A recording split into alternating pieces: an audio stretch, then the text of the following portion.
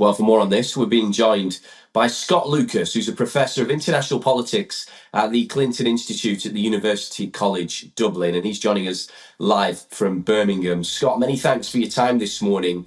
It appears like we're potentially approaching a turning point in this war with the use of foreign state weapons and the ability of Ukraine to launch attacks into Russia. Just give us your assessment on that, and also perhaps on what we can expect in this war over the coming weeks and months. Let me start, Oliver, by saying clearly and simply that when the Kremlin says it could hit British targets beyond Ukraine, it's bluffing. It is bluffing because the first time that Russia attacks a UK target, it will bring in all of the UK's NATO allies in its defense. NATO, of course, has not put soldiers directly in Ukraine officially. NATO is not directly involved in the war against Russia, but if the Kremlin was to strike the UK, it would be. So why is Russia bluffing? Russia's bluffing not because it's winning, but because it is worried. It is worried because Ukraine is already using British supplied Storm Shadow long-range missiles. Those missiles are being used to attack Russian military positions and oil installations in Crimea. They have been instrumental in helping Ukraine destroy up to 1/3 of Russia's Black Sea Fleet. And those Storm Shadow missiles, as well as French missiles, are probably being used inside Russia, causing further damage to the Russian position.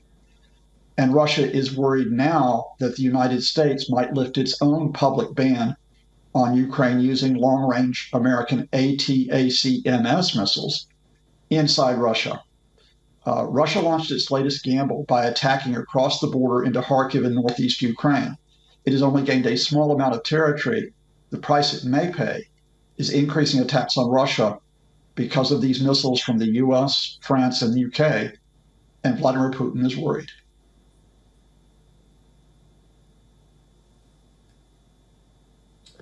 Okay, and that's very clear there, Scott. But what about the prospects of this war over the coming weeks and months? Do you anticipate anything changing, or are we going to remain in this kind of stalemate with small gains and very little progress on each side? Or do you anticipate that this year could see something decisive in terms of the outcome of this war? Oliver, I think I stand by the assessment I have for some time that this is a marathon, not a sprint.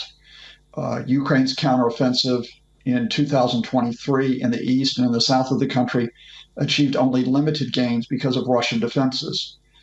Russia was able to seize the initiative in 2024 because of a blockade on U.S. military aid for 6.5 months by Trumpist and hard-right Republicans.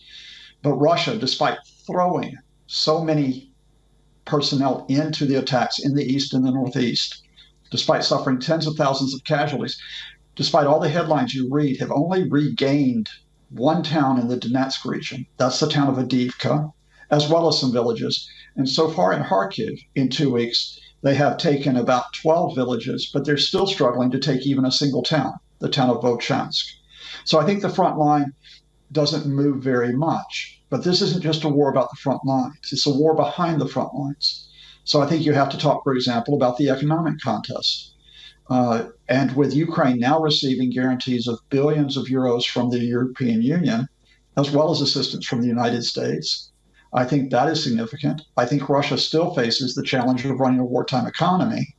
And I think the prospect of U.S. military aid now arriving on the front lines and also being used in attacks beyond the front lines, that also changes the situation. I think the one last hope for Vladimir Putin is a propaganda war. That is to tell people in India, to tell people where I am in Ireland, to tell them in Europe, in Asia, in the US, oh, just go away. Just concentrate on what's happening in your own countries. Let me take care of Ukraine. But unless that propaganda war works, then Ukraine still can count on support against this 27-month invasion. And Vladimir Putin's hope then is that a guy named Donald Trump gets into the White House and finally pulls the U.S. away from Kyiv.